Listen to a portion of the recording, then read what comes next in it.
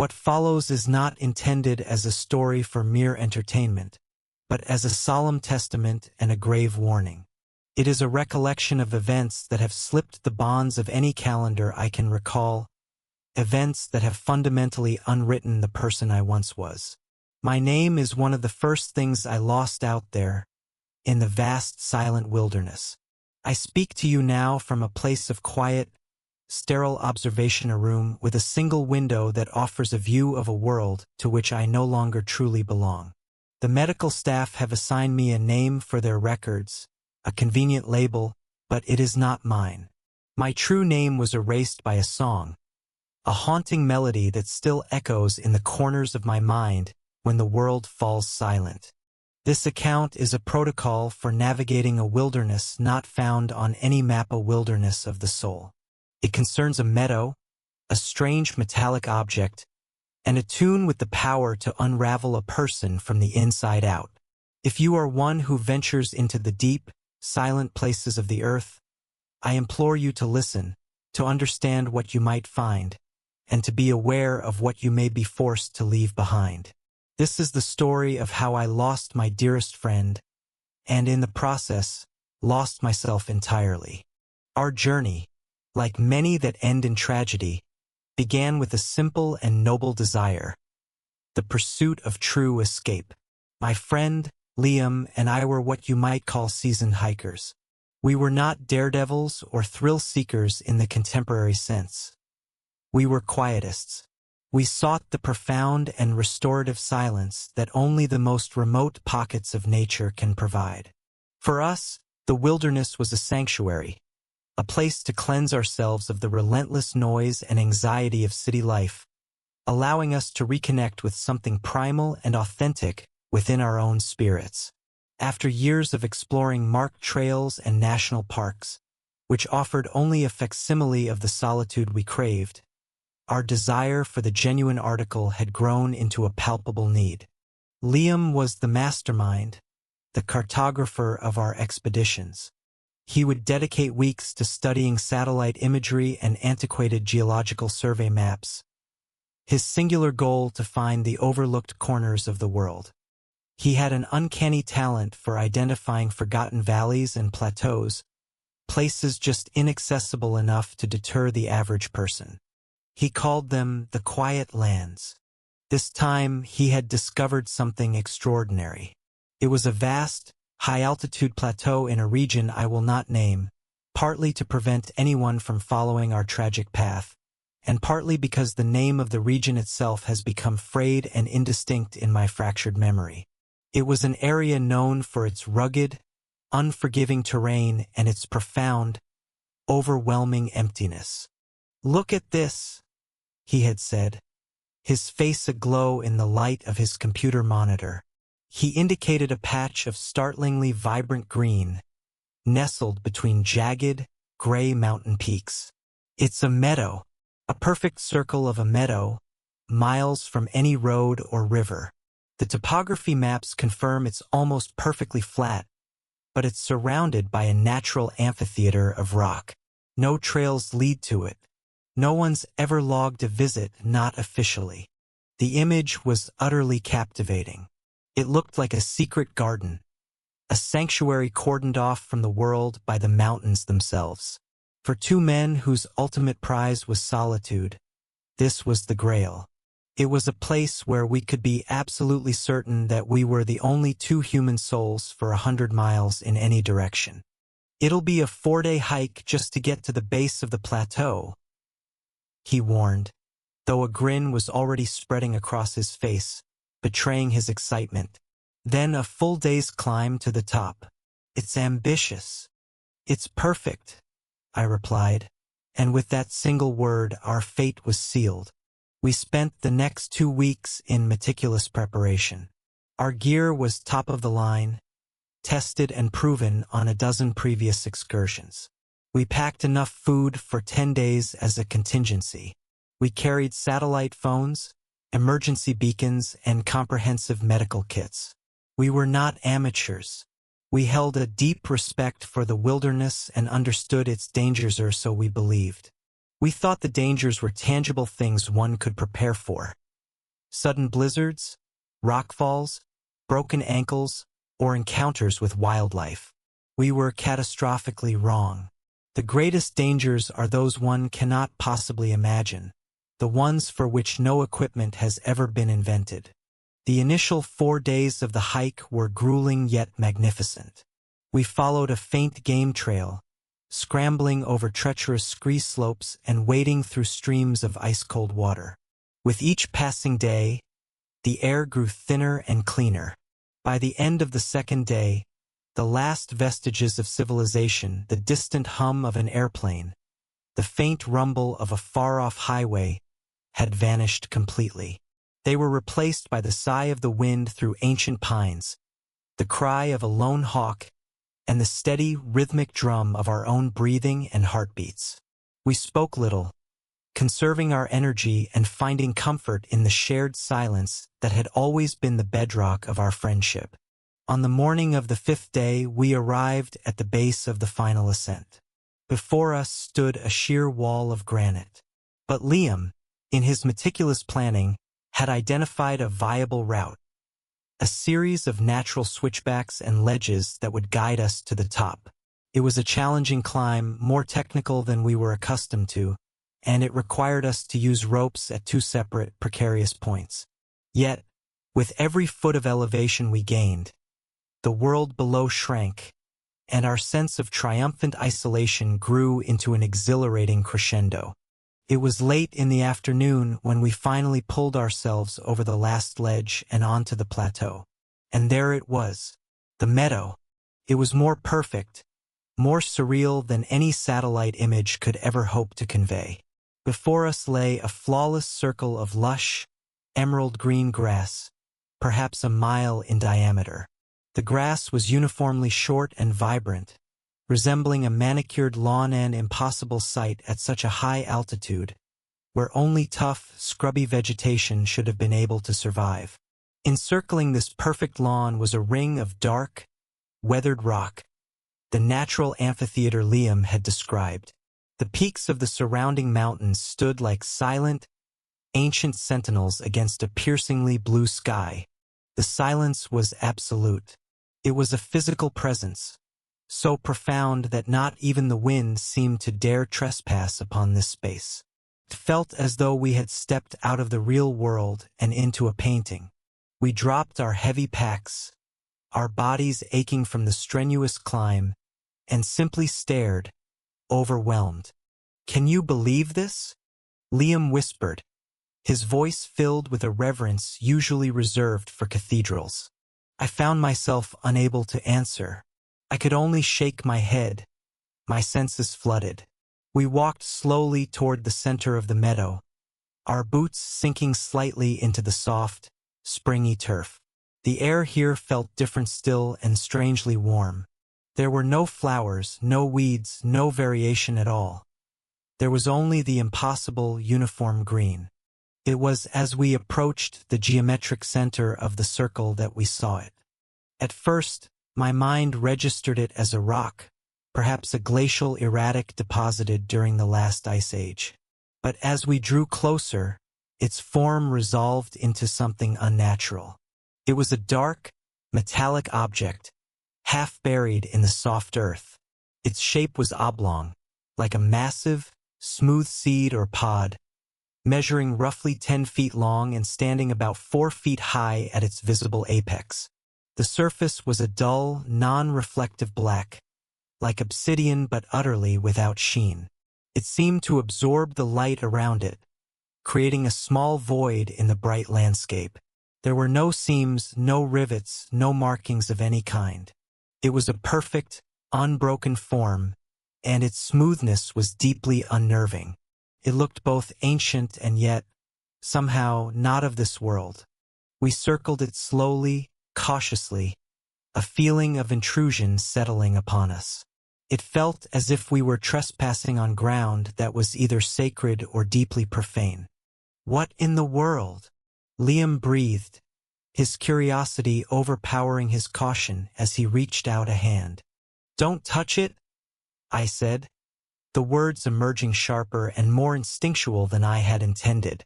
He pulled his hand back. We stood there for a long time, the profound silence of the meadow pressing in on us.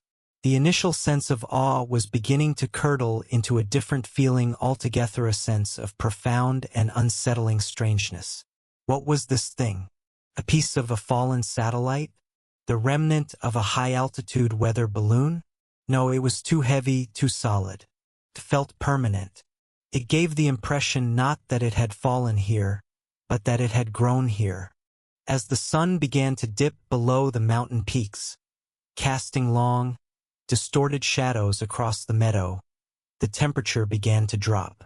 The natural mountain chill was finally breaching the strange, localized warmth of the clearing. "We should set up camp," I said, my voice sounding small and insignificant in the vast emptiness. "Away from this." Liam nodded, but his eyes remained locked on the object. A look of intense fascination was etched onto his face, a look I found deeply unsettling. It was a gaze of mesmerized curiosity that I would come to see again and again, a look that would slowly eclipse everything else in him. We pitched our tent near the rocky perimeter at the edge of the meadow, 100 yards or so from the objective compromise between my instinct to flee and Liam's adamant refusal. "We can't just leave," he had argued. "This is the discovery of a lifetime. We have to document it. Take pictures in the morning light." I reluctantly agreed. As we prepared a simple meal of dehydrated stew, the last rays of sunlight vanished, and the sky erupted with a breathtaking clarity of stars. The Milky Way was a brilliant, shimmering band directly overhead. On any other night, it would have been beautiful, but tonight, it felt alien and cold. Our small camp stove was the only point of warm, familiar light in a vast, silent, and increasingly strange world. And then, as the darkness became complete, the humming began. It wasn't loud. It was so faint at first that I dismissed it as the sound of blood rushing in my ears or the low vibration of the stove. But then I saw Liam's head tilt, his expression suddenly intent. "Do you hear that?" he asked. I nodded and turned off the stove. The silence rushed back in, but it was no longer empty. Woven into its very fabric was a low, resonant hum. It seemed to emanate from every direction at once, yet it also felt as if its origin point was the dark, silent shape in the center of the meadow. It was not a simple monotone drone, possessed a structure, a cadence. It was a tune, a simple looping melody of just a few notes, rising and falling in a gentle, hypnotic rhythm. The sound was both melancholic and deeply, profoundly peaceful. It was, for lack of a better word, beautiful. We sat there, our meals forgotten, just listening. The tune seemed to bypass the ears and resonate directly in the bones, a gentle vibration that calmed the nerves and quieted the racing mind. All the anxiety I had felt about the object, all the creeping unease, began to melt away, replaced by a strange and pervasive sense of tranquility. "It's beautiful," Liam murmured, his face relaxed, his eyes half closed. We abandoned our dinner and crawled into our sleeping bags, leaving the tent flap open to the stars. The haunting, ethereal lullaby filled the meadow as we drifted off to sleep. It was a sleep deeper and more dreamless than any I had ever known, like sinking into a warm, silent ocean. And in that ocean, something essential within me began to dissolve. I awoke to the gray light of dawn. The humming was gone. The silence of the meadow had returned, stark and absolute. For a moment, I lay in my sleeping bag, feeling a profound sense of peace. The anxieties of the previous evening seemed distant and foolish, washed away by the deep, restorative sleep. I sat up, feeling refreshed and clear-headed. Liam was still asleep, a peaceful expression on his face. I unzipped the tent and stepped outside into the crisp, cold air. The dark object sat in the center of the meadow, silent and inert, just as we had found it. In the clear morning light, it seemed less menacing, just a strange piece of metal in a field. My fear now seemed like an overreaction, a product of exhaustion and the encroaching darkness. I began to make breakfast, the familiar ritual of comfort. A few minutes later, Liam emerged from the tent, stretching. "Morning," he said. "Slept like a rock. That humming. Did you hear it stop?" "It was gone when I woke up," I replied, handing him a cup of coffee. I felt a need to rationalize the experience. Must have been a wind thing, air moving through a crack in the rocks, creating a harmonic. Something like that. He nodded, but he kept glancing over at the object. "Maybe. I want to get a closer look today. Take some samples of the ground around it. Photos from every angle."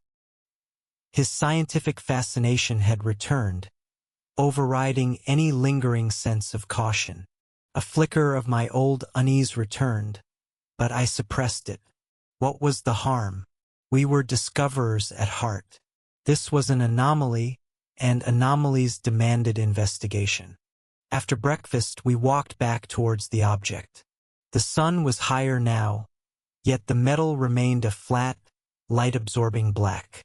Liam pulled out his high-end DSLR camera and began to methodically document it from every angle. I walked the perimeter, my boots silent on the soft turf. Leaning in close, I inspected the flawlessly smooth surface, which had the texture of cool silk. It was uniformly cool to the touch, despite sitting in direct sunlight. I ran my gloved hand over it. There was no vibration, no energy. It was just a thing, a dead, silent thing, and yet I felt a strange reluctance to leave its presence. "Hey!" I started turning to speak to Liam, and then I stopped, my thought process hitting a wall. His name was gone. It wasn't that I couldn't remember it. It was that the space in my brain where his name should have been was a perfect, smooth blank. It was an erasure. I could see his face, I knew his history. I knew he was my best friend of 15 years, my climbing partner. But his name, the 5 letters that defined him, had vanished. I stared at him, my mouth agape, my heart beginning to pound with a terrifying rhythm. This was not a normal lapse in memory. This was a deletion. He looked up from his camera, a slight frown on his face. "What's up? You look like you've seen a ghost." I tried to laugh it off. "No, just a brain fart. Sorry." "What were you saying?" "I was saying I want you to stand next to it for scale," he said, gesturing with his camera. I complied, my mind racing. What was his name? It started with an L, I was sure of it. But nothing followed. The panic was rising in my throat, cold and metallic. He took a few shots. "Perfect. Thanks, man." Man.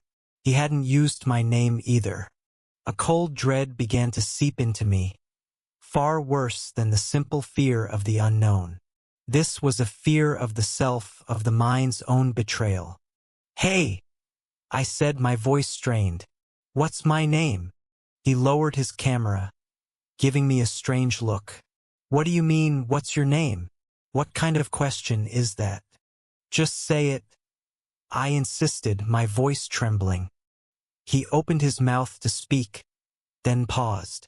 The look of confusion on his face deepened. His brow furrowed. He looked at me, then at the object, then back at me again. The silence stretched, thick and heavy. He let out a nervous, hollow chuckle. "Wow. Okay. I'm drawing a complete blank. That's weird. Must be the altitude." But we both knew it wasn't the altitude. Our eyes met, and in his, I saw my own terror reflected back. We were standing in a beautiful, sunlit meadow, next to a silent piece of metal, and we were losing ourselves. The rest of the day was spent in a state of quiet, mounting horror. We tried to talk about it, but without our names, the conversation was stilted and impersonal, reduced to you and I. We attempted to recall other names, our parents, our siblings, the streets we grew up on. The information was fuzzy, like a radio station fading into static. We could recall faces and feelings, but the specific labels, the nouns that anchored our memories, were becoming detached. We retreated to our camp as the sun began to set, a new fear emerging. The fear of the night, the fear of the humming. We discussed packing up and climbing down in the darkest suicidal idea, yet less terrifying than another night in that meadow. "We have to go," I said, my voice a ragged whisper. "We can't," he replied, his eyes drawn back to the object. "We can't climb down in the dark. We have to wait for morning." His logic was sound, but I could hear the mesmerized fascination in his voice. Part of him didn't want to leave. As if on cue, with the appearance of the first star, the humming began again. It was the same gentle, looping melody, but tonight it sounded predatory. It felt like the soundtrack to our own dissolution. The vibration in my chest returned, and with it, a wave of profound lethargy washed over me. The panic, the urge to flee, simply faded away, smoothed over by the song's placid, empty calm. It felt easier to just let go, to just listen. I looked at my friend. He was sitting on a rock, his back straight, his eyes closed, giving himself over to the song completely. "We should write things down," I slurred, the words thick in my mouth. It was a final, desperate act of defiance. I fumbled for my notebook and pen. At the top of a clean page, I tried to write my name. My hand hovered. It started with an A, I was almost certain, but the rest was a void. In a shaky script, I wrote, "There are two of us. We are in a meadow. We found an object. It hums at night. We cannot remember our names." I handed the notebook to him. "You too, right?" He took it without opening his eyes, his steady hand now trembling as he scrawled beneath my words. He handed it back. His script was nearly illegible. "The song is everything. We don't need names here." A soul-deep chill went through me. The object wasn't just stealing our memories. It was replacing them. It was rewriting us. And my friend was welcoming the change. I was watching him drown, and I was forgetting why I should even care. The third day dawned just like the second. Gray light, absolute silence. But waking up this time was like surfacing from a great depth, with a crushing pressure in my skull. My first thought was a clinical question. Who am I? I looked at the man sleeping next to me. I knew he was important, but the nature of our connection was gone, leaving only a vague emotional resonance. I picked up the notebook. The words were a lifeline to a past that was only hours old. I looked at his writing. "The song is everything." A shiver of pure fear cut through the fog in my head. "Leave. Go down." I shook him awake. "We have to go," I said. "Now." He looked around, a faint, serene smile touching his lips as his gaze settled on the object. "Go where? This place is peaceful." "No," I insisted, thrusting the notebook in his face. "It's wrong. It's taking things from us." He stared at the words. "I wrote this?" he asked, his smile faltering. "Yes, last night. Don't you remember?" He shook his head slowly. "I remember the song." To my surprise, he complied with my demand to leave. His own will had been so eroded that he was docile and suggestible. Packing the tent, a 10-minute task, took us nearly an hour. Our hands fumbled.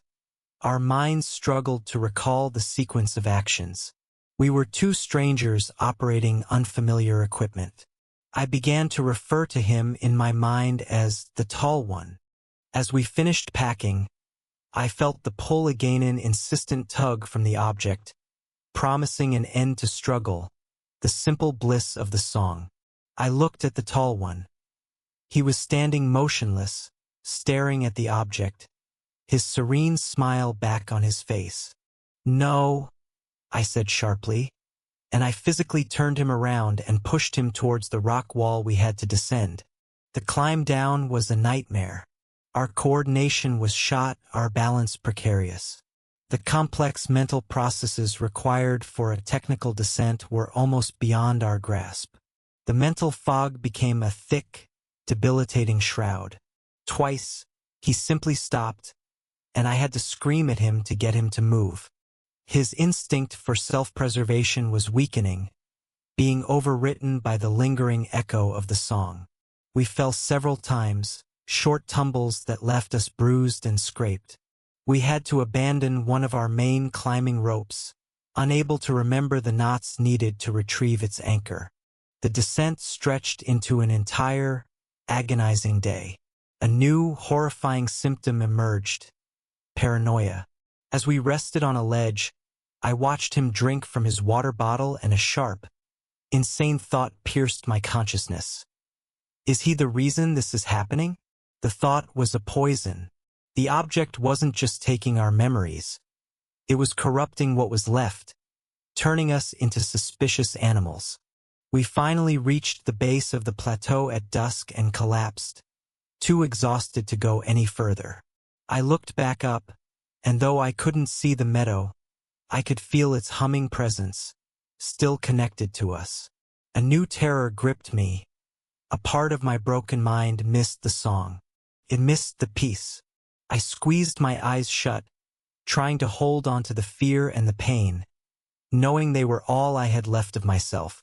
Sometime in the deep, cold hours before dawn, I was jolted awake. He was humming the tune in his sleep. "Stop it," I hissed, clamping my hand over his mouth. His eyes snapped open, wide with a primal terror. "It's in my head," he gasped. "I can't get it out. It's still singing." I could hear it too, a faint, perfect echo in the architecture of my own skull. The song had imprinted itself upon us. We were carrying the sickness. That realization broke me. As the fifth day broke, a new stage of decay began. We were losing language itself. "We need water," I managed, the words feeling like foreign objects in my mouth. He just stared, then made a drinking gesture. We were being reduced to grunts and pantomime. The 4-day hike back was a blur of suffering. I remember falling into an icy stream and him having to drag me out. I remember us staring at the map, its symbols now meaningless squiggles. We navigated by pure instinct. Hunger gnawed at us, but the simple act of preparing food was often an insurmountable cognitive hurdle. On what we believed was the 3rd day of our return journey, he collapsed. He just folded to the ground, done. I knelt beside him. His eyes were open and calm. Too calm. "Get up," I said, the words a monumental effort.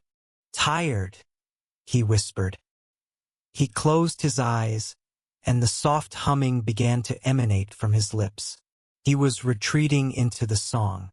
I shook him, screamed at him, poured our last water on his face. Nothing. He had let go. And in that moment, the animal part of my brain took control. The instinct for self-preservation flared with a brutal, selfish intensity. I looked at the face of the man who had been my brother. I felt a pang of grief, the final echo of our friendship. And then I stood up. I took the satellite phone from his pack.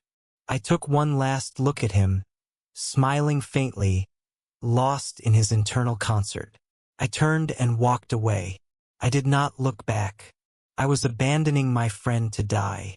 The we was officially dead. There was only I. Walking alone, my mind became a ruin. The humming was a constant static, but now my brain began to create vivid, false memories of being a fisherman with a wife and children that would dissolve, leaving an agonizing emptiness. I walked for 2 or 3 days, an automaton running on the last fumes of will. Then, I stumbled onto a dirt logging road.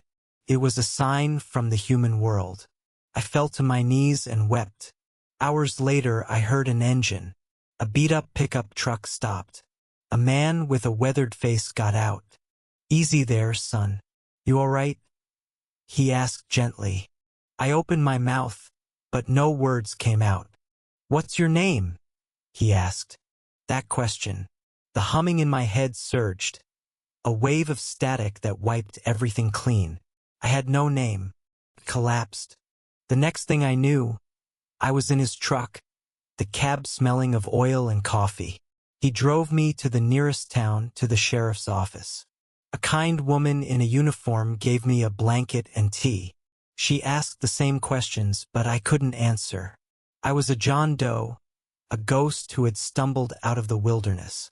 At the local hospital, doctors examined me.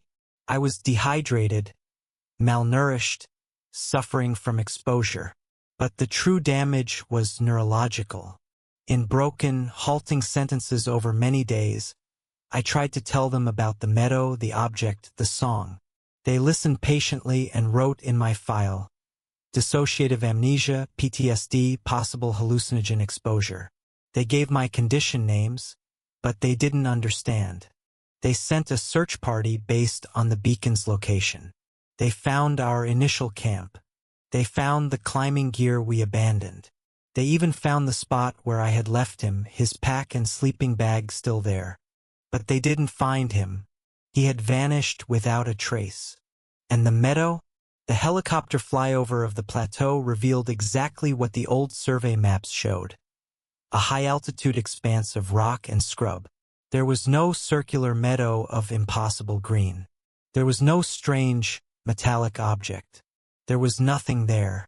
So that is my story, my testament. I now live in a quiet facility where kind people try to help me. They show me pictures of missing persons, but none of them are me, and none are him.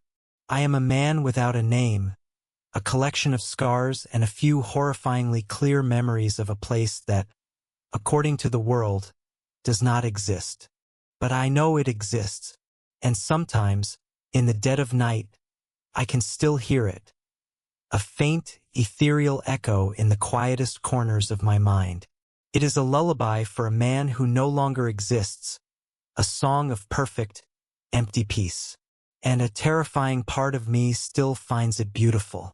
Be careful where you seek solitude. Be careful of the quiet lands. The silence isn't always empty.